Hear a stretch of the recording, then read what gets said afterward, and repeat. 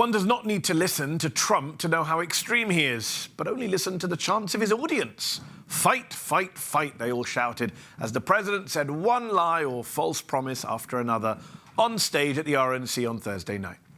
If you watch this show regularly, if you follow my journalism, you know that I'm not one to shy away from the F word. Yes, fascism, and the way it's quickly creeped into American politics ever since the rise of Donald Trump and, of course, his MAGAism.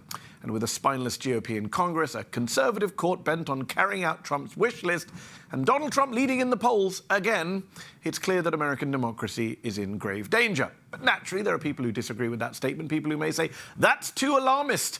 One of those people who said that to me before is columnist and author Shadi Hamid. Shadi and I got into a heated debate almost 2 years ago at MSNBC, right before the 2022 midterms, with him suggesting that people like me may be too catastrophic, hyperbolic, when it comes to talking about Trump and MAGAism and the end of American democracy.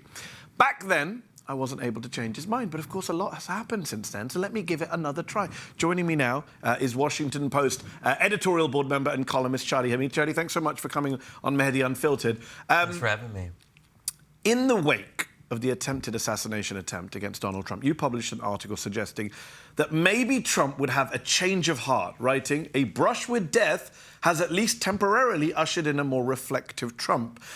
He has been quick to praise God, saying that it was God alone who prevented the unthinkable from happening. You published that article, and then last night, Thursday night, Trump basically was back to usual Trump, crazy Nancy Pelosi, invasion at the border, China virus, they cheated with COVID.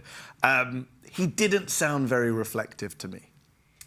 Yeah, well, I'll just note in that column, I did say that this was a fantasy. And that it's good for us to fantasize for a moment. So you didn't believe he was going to change? No, I believed it was possible, but I also just qualified and said, I'm skeptical. It's probably not going to happen, but anything is possible. And, you know, historically, we have seen how near-death experiences can actually lead to mini conversions or even just people mellowing out a little bit. I mean, he had a near-death experience before. COVID almost killed him. But I will say that there was some change of tone, especially in the first part of Trump's RNC speech. We did see a more somber, reflective Trump, and over the course of the past week, he has talked about God a lot. And again, I don't want to say that this is going to change his governing style if he wins and becomes president, but it is striking to me that he's talking about God with what seems to be real feeling in a way that we haven't seen before. And again, I don't want to make this into more than it actually is. So just to be clear where we stand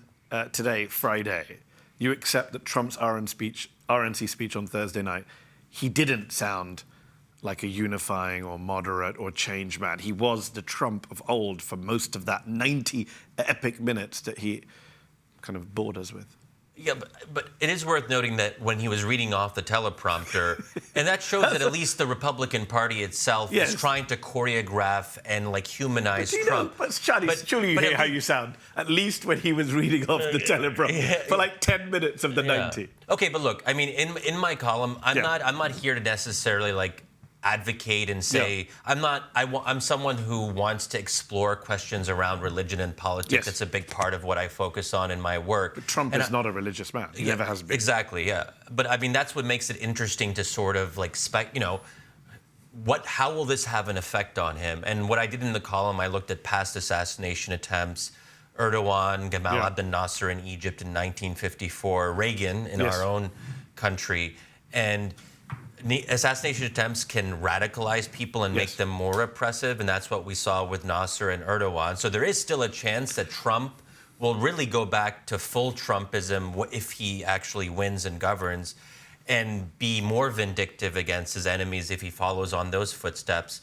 Reagan, though, did mellow out and did actually talk about dedicating the rest of his life to God. Maybe Trump will be somewhere in this nebulous in-between. Who knows? But what I want to do, because I've been so despairing of our politics, I'm trying to kind of think more positively, and I don't think there's any harm in doing that. And of course, I mean, there is a little harm in that you're imagining things that aren't there. I mean, that's harm, right? You're saying, Trump's maybe better than we thought he was, even as he continues to give speeches that are batshit crazy. Yeah, well, look, I don't think the speech in the RNC that he gave was batshit crazy. It was just a lot of it was just normal Trump. But that normal Trump is batshit crazy. This is the mistake you're making. You're basically saying, oh, because he's denied the election before and said they cheated using COVID, that's normal Trump. That's not a normal thing to say in any democracy, that your opponents cheated using COVID to...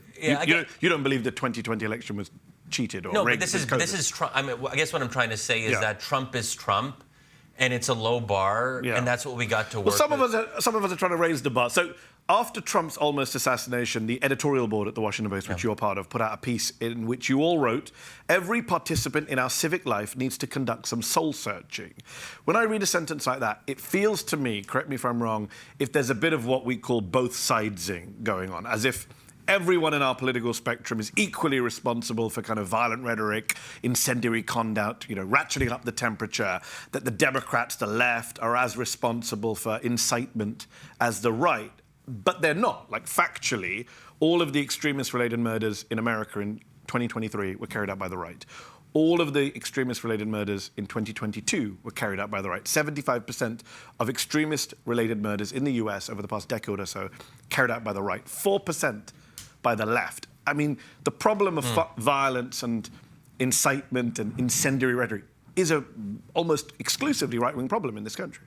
Well, I would disagree. Well, first of all, we didn't both sides in that editorial, but also in others. I mean, we didn't draw moral equivalency, and we do always try to acknowledge that Trump and the Republicans are worse when it comes to this kind of rhetoric and talking in vindictive ways about punishing their enemies and all of that. But I do think it's also important to look inwardly on our own side, if you will.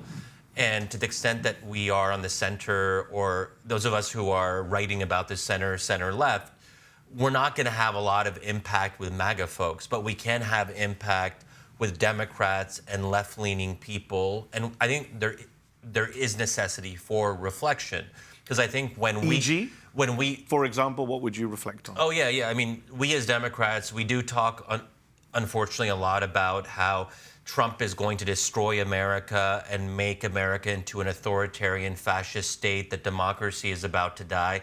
And as you know from some of our past debates, I have been and still am critical of that kind of approach. I don't think that Trump presents an existential threat. I think if he wins, it'll be a pretty bad 4 years, and I'm dreading that. And that's one reason I've been so... I went back to listen to our last discussion before this one, and I couldn't quite work out listening to you then, and I want to clarify now. Is it your position, because you just said a moment ago, I don't think that's I think you said helpful approach or right approach. Is it... I don't know if I'm talking to a journalist or a politician activist, because are you saying that we shouldn't say these things because they're untrue, or we shouldn't say these things because they're received in a way that's not good for America? Those are two different things. Both. On the level of truth, I don't actually believe that Trump is an existential threat, in the sense that I believe America and our institutions, that we're strong enough and resilient enough to withstand the pressures that Trump will throw on us. And I think it's also odd to say, well, American democracy is so weak, we have so little faith in our own country that we think Trump can topple our democracy in just a matter of 4 years. Let's also be clear, Trump cannot run for a third term unless he changes the U.S. Constitution, which is basically impossible, because he would need bipartisan support for that. So I'll come back to that in a moment. Where I meet you halfway is, clearly it's not good for America. Yes, if we're always talking about the end of democracy, authoritarianism, fascism. My counter to that would be, what am I supposed to do as someone like you who explores these subjects, writes about this stuff, speaks about this stuff, when that is what the available evidence seems to be telling us, right? That's where I differ from you, in that I agree that it would be great if in this country we all stopped talking about the end of the world. It's not great for our mental health. Certainly not good for my mental health. I wish I did. I wish I could talk about tax rates and minimum wage and not these existential questions. But I look at the evidence and I do see US democracy under threat. And since the last time you and I argued about this... it might be under threat. I just don't think it's existential. When we use that word existential, we're talking about our existence at a nation. It's a subjective word, existential, because, again, what would you describe as a threat to democracy that was tolerable, right? So when you and I discussed last time, that was 2022. Since then, and I just went through the list as I was thinking of this discussion with you, since we last spoke, Trump has called for the termination of the Constitution that you mentioned a moment ago. He said he wants to be a dictator, his words, for a day, of course, only a day. Picked a running mate, J.D. Vance, who says he would have overturned the 2020 election had he been in Mike Pence's place. He didn't need 4 years. They could have done it on that day. And, of course, we have a Supreme Court that's literally given Donald Trump immunity for all crimes committed in office that are official acts. And, of course, he has a hand-picked judge in Florida who just threw out his classified documents case. And, of course, Project 2025, they're now saying, look, it's not just about Trump. We have a ready-to-go authoritarian roadmap. None of that has changed your mind at all, made you think, maybe I should take this more seriously than I have done in the past? Well, look, I mean, I think all the things that you mentioned, I think, make it very clear for me that if it comes to Trump and God, I mean, hopefully it's not Biden, and we can talk about that if you want. But Trump versus Biden, there's no doubt to me what Americans should choose, because Trump is considerably worse. I think that we have to just retain faith in our ability to withstand the pressures that I mentioned. Also, I think the bigger issue for me right now is the more we talk about this existential threat that Trump poses, people use that as a justification to just accept whatever Biden offers us. That's fair. Because Trump is so bad that even if Biden is comparable to a mop, then that's okay, because at least he's that's not a fair Trump. point. It's a way of sort of pushing us into submission to accept things that we shouldn't accept. But you said one word before we move on. I do want to talk about Biden and Gaza before we run out of time. You did say a moment ago, I have faith. You used the word faith, which I thought was interesting, because what happens when your faith gets it wrong? And I'm not talking about religious faith, your faith in the system. In America, you said, I don't believe democracy can be turned in 4 years. I'm saying it could have been done in a day on January the 6th, had Pence been J.D. Vance. And you said, for example, on January the 6th, you said, as of today, we're going to have a peaceful transfer of power. A tweet that you and I have discussed before. You deleted the tweet. You've very honorably said, you got things wrong. It's not about whether you got it wrong. Again, I wonder, when you have so much faith in a system that actually, most Americans don't have faith in our systems. 2 in 10 Americans trust the government to do the right thing. People don't have faith in the Supreme Court anymore. They don't have faith in Congress. They are worried. Where, is that faith just blind optimism when the evidence says, actually, you could, to quote the famous line, it could happen here. You could get fascism here. American democracy could easily be overturned. It's very brittle. I would totally disagree with this idea that we could have fascism here. And I've always pushed people, and I think I pushed you, Mehdi, what is the plausible scenario in which America becomes an actual dictatorship? Not just using this language of autocrat, dictator, and just meaning that things will be bad. I have a very simple answer before we move on. Trump can do whatever he wants in office, and it's not a crime, according to the Supreme Court. That's what they've given. A man who says, I want to destroy the Constitution and be a dictator has been told by the Supreme Court, when you get to office, whatever you do won't be criminal. That's a pretty toxic combination for allowing for complete degradation of our system. Yeah, but because who's going to stop him? That's my question to you, Shadi. Who's going to stop Donald Trump? He says, I want to stay for a 3rd term, hypothetically. Who's stopping him? Well, we do have another party, and it's still going to be close to 50-50. Well, they might win. Well, that allows us to get to our next topic. Yeah. They might win. They might lose everything. Trump could come back with a unified MAGA government. House, Senate, the White House, and the Supreme Court. If that happens, then we as Democrats deserve what we get, because we will have put a candidate that is just so unimpressive and kind of pathetic. And you know what? Elections have consequences. People have 2 choices, and they make a choice. And I'll understand if people decide to go in Trump's direction. If all we as folks on the left can muster is Joe Biden, that means that we don't take the threat seriously. Because if Democrats really thought it was an existential threat, they would actually get someone who can effectively prosecute the case against Donald Trump. A lot of Democrats who I never thought would do this, like Nancy Pelosi, Adam Schiff, Barack Obama, reportedly are pushing to get rid of Joe Biden as of Friday morning when we're taping this segment. Who knows? He might be gone by the time it airs, although his campaign manager has been on MSNBC this morning saying he's going to be in the race. I don't want to waste time talking about Biden's flaws, because you and I agree on that, and I've talked extensively to our audience about that. I want to talk about just one point that Biden supporters make, which is a fair point. I want to put it to you as someone who works for the Washington Post, which is that the New York Times, the Washington Post, are obsessed with Biden's age. How do you respond to the critique that says, all right, he's old, he clearly messed up at the debate, he's getting, he's in decline. We concede all those things, but the disproportionate coverage of Biden versus a Project 2025, a Donald Trump who also gave an incoherent speech at the RNC, his criminal conviction. One study found recently that New York Times published 200 articles on Biden's debate performance and just 92 on Trump's, half of which were about the Supreme Court decision. The Washington Post as well has given a lot of coverage to Biden's age. What is your defense to Biden supporters who say, yeah, he's old, yeah, he's not great, but come on, the obsession with his age from the media is a bit much? It's not that he's old, it's that he's incompetent. It's that he can't finish complete sentences. It's that he's not mentally or physically fit to be president. But the disproportionate coverage, but he's up against a guy who's a convicted criminal, which is worse, let's right? be honest. A convicted criminal is worse, right? But of course, Washington Post readers and New York Times readers don't need reminders that Trump is bad. This idea that we just keep on repeating the same things over and over and preaching to the converted, that doesn't actually move the ball forward. It doesn't actually offer something constructive. Yes, we should continue doing that, but we also have to look and be self-critical about our own side. That's what I've always said. And if we don't have that level of self-reflection, and also I'll just add one more thing on that. For the last 2 years, there wasn't enough coverage of Biden's declining fitness.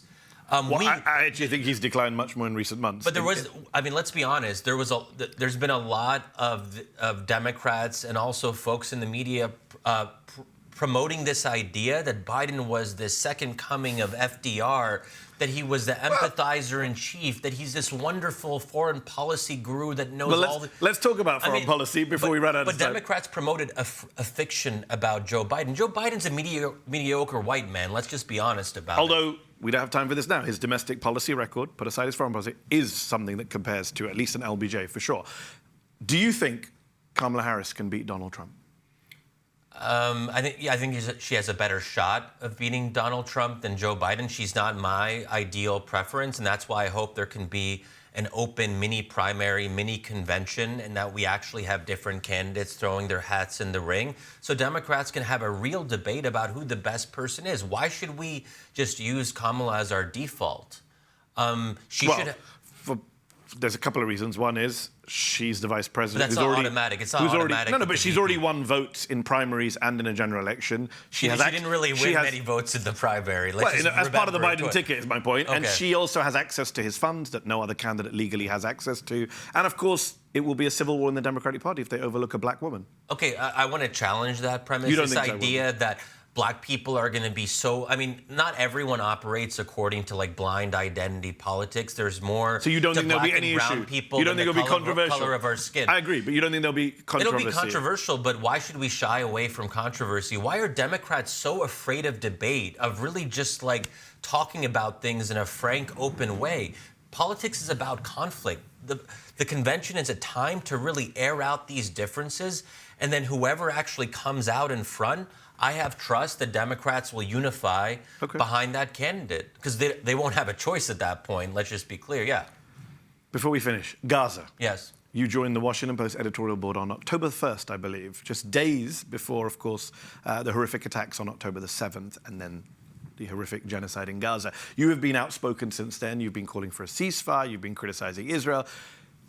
What's that like, being at the Washington Post, making these arguments when, let's be honest, most of the Washington Post columnists have lined up behind Israel and are happy to support what Israel's been doing? What is it like for you taking that different stance?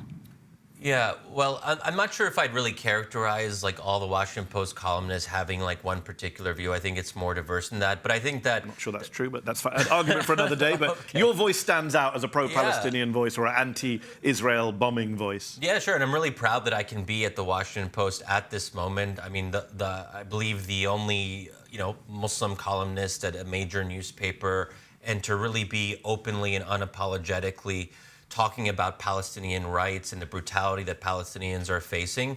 And it's great that the Washington Post actually values that and values me being there. And I think it really also shows that the mainstream of our political debate is shifting, where you have a growing number of pro-Palestine writers and commentators, including yourself, including people like Ayman Mohyeddin and so forth.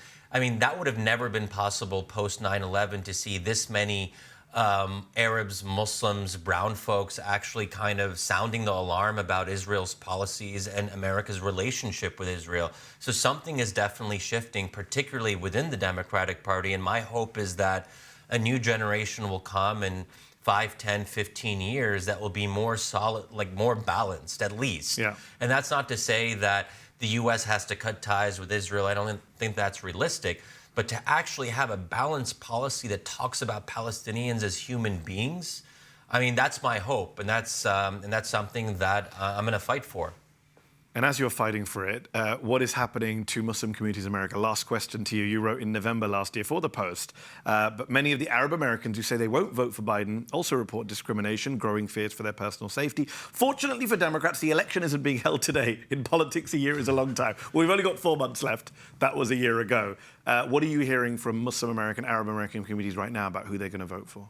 Well, I think it's gotten worse since then because they already had doubts about Biden, and now those doubts are piling up. And Biden was also, let's be clear, terrible on the campus protest. The way that he talked about students, actually doing what students should do, which is expressing their grievances and their objections in a almost overwhelmingly peaceful and legitimate manner. And Biden dismisses that and demonizes these protesters. That was really hard to see because I think all of us as Arabs and Muslims, we know people who have kids or friends who were on the front lines in those encampments. And it's like, wow, our own government can turn against our own community members, our own kids and friends and all of that. That was really hard for me to see as an Arab and Muslim American. So I think that I think it's going to be hard for me in good conscience to make the case to my fellow Arab and Muslim Americans and tell them, suck it up and vote for Biden, like on a level of just integrity and being comfortable with myself. I don't know if I can do that in good faith, especially considering that Biden is also a very weak candidate for completely unrelated reasons. Yes. So I think this could really, we haven't talked about it as much because everyone's freaking out about Biden for non-Gaza related reasons. I agree. But we have to remember that Arab and Muslim Americans, but also young progressives aren't going to forget Gaza. It's not as if this It was just already dissipated. an issue pre the debate. Agreed. Exactly. Shadi Hamid, we'll have to leave it there. Thank you so much for your time. Thanks so much, Mehdi. My pleasure. Thank you.